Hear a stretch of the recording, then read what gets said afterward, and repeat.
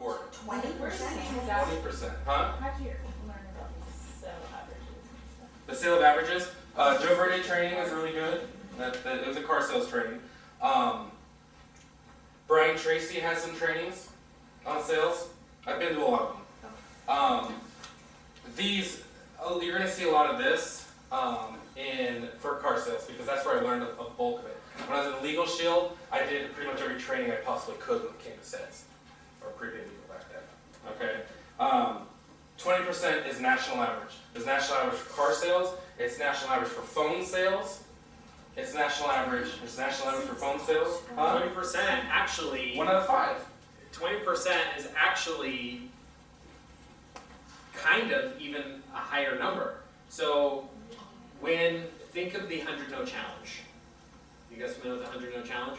100 no challenge is go out and have 100 conversations. You take an Excel spreadsheet and you put the word no on it, 10 by 10, 100 times. And you go out and you have 100 conversations with people and you seriously try to get them to say yes. So you get a no, right? What happens when you're told no? You get a little deflated, you're bummed out, right? So, hey, I want to talk to you. No, I'm not interested. Hey, all right, thank you so much. And then they're like, why are you happy? I just told you no. Hey, you know what? Because you're one step closer to yes, right? By the time you reach your 100 no's as you're training and you're learning, you're going to have about 10 to 12, maybe up to 20 yeses. I'm saying average salesperson. Going for it. Right? So go for the no. If you get a yes, that's great. But once you complete your 100 no's, you'll have 10 to 20 yeses. So 10 to 20 yeses, how do you feel about that? How do you feel about 10 to 20 yeses out of your conversations? You feel pumped up and excited. The number is 10 to 20%. That's a lot of homework. You know what? If you think about it that way, that's a great mindset to have. Because when I had a bad month and I could sell 8 cars, and I looked at them like, I talked to 89 people. Horrible. I am below average. I went back and went, I got a lot of work to do next month. But I have all the people I can talk to. And you figure, and I'd always roll a couple out of the previous month. So here's where I focused for me. So when I started tracking all this kind of stuff, my main focus was how much money I could make per car, not how many cars I could sell. That's why I was number 1 for so long.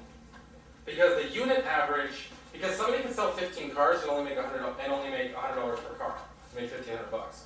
I'd rather sell 7 cars and make $500 per car, which then made more money for the dealership. So in 2012, at the end of 2012, the gross income that I made for that dealership in Little Sonora was $1.7 million in car sales. It was under 100 units for that month, for that year. So the units didn't matter. When you track, you find out what matters. What matters to you? Paige, if you sold, what's your least expensive product? The detox tea. The detox tea. Okay.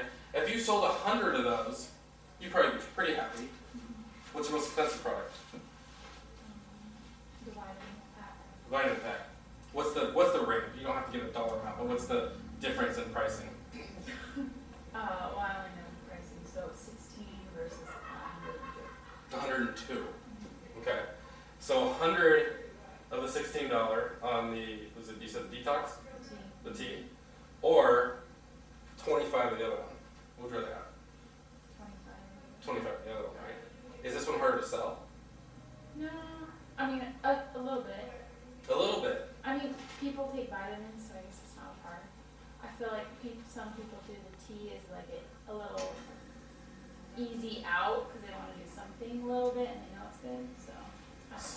So in a financial dollar amount, the thing I focused on the most to get my price, my gross per car up, was I wanted the follow-ups, be-backs, and referral customers, and repeat are part of that. So if it's not as hard to sell, if they're the same, why wouldn't you focus on the 102 instead of the 16? Well, it's less. Well, you're talking to less people, right? No, here's the thing. You're already putting in the time for 100 people on tea. Oh. Put in that time for 100 people now on vitamin packs. The time is invested, the follow-up is there, you've already done it. Yeah. Shift the product. Or, more importantly, upsell the product. Cross-sell, and now they buy the tea and the vitamins. Okay, When was the conversation you've done that? I have done When? How's it go? that. I'm not good at role playing. No, I'm not asking a role play, but I'm saying what was the No, how experience? did Was it it? go? Oh, it was Did it good. go I well? felt like they understood the value and I explained it good enough to where they grasped it.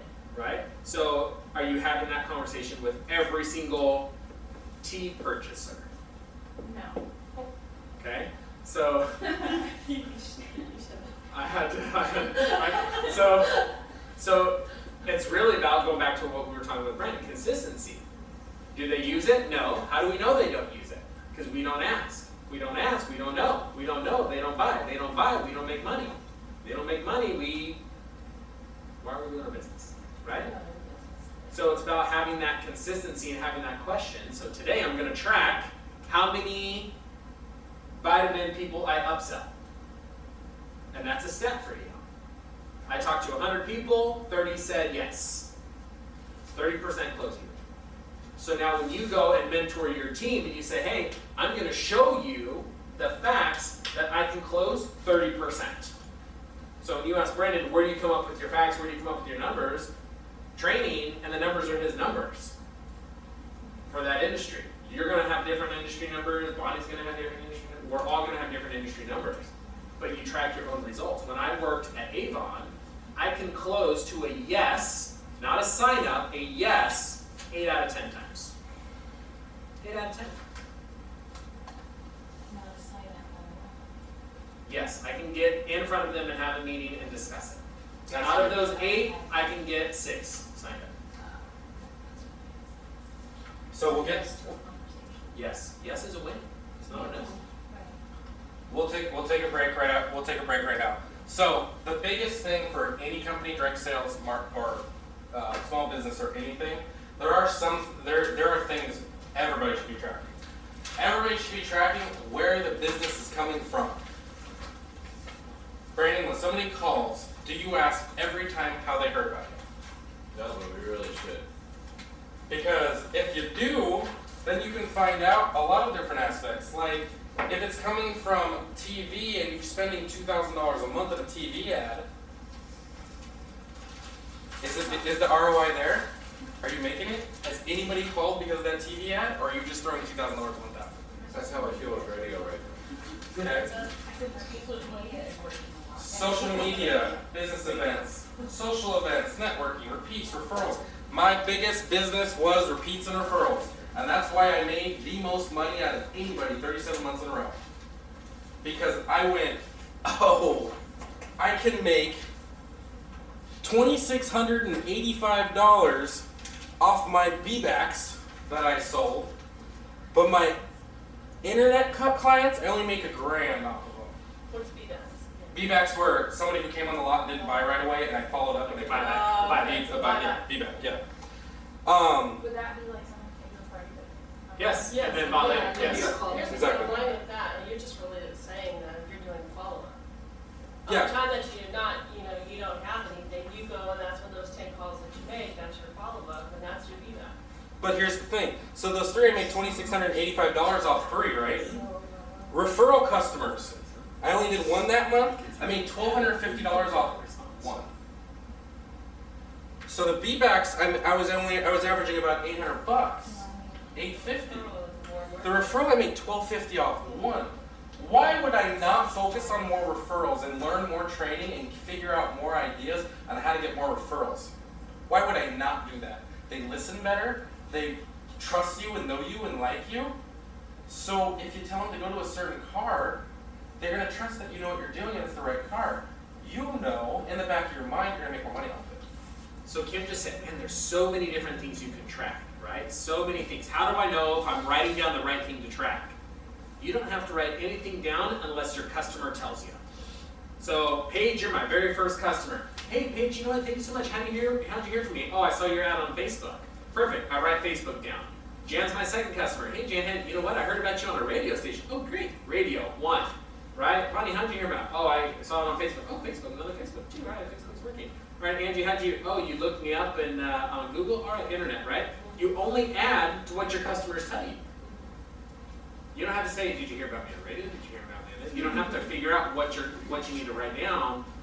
Let your customers give you your ATS, your applicant tracking system, right? Let them give you the things that you need to know, because then you don't have to figure out all these things that ask. They're just going to tell you.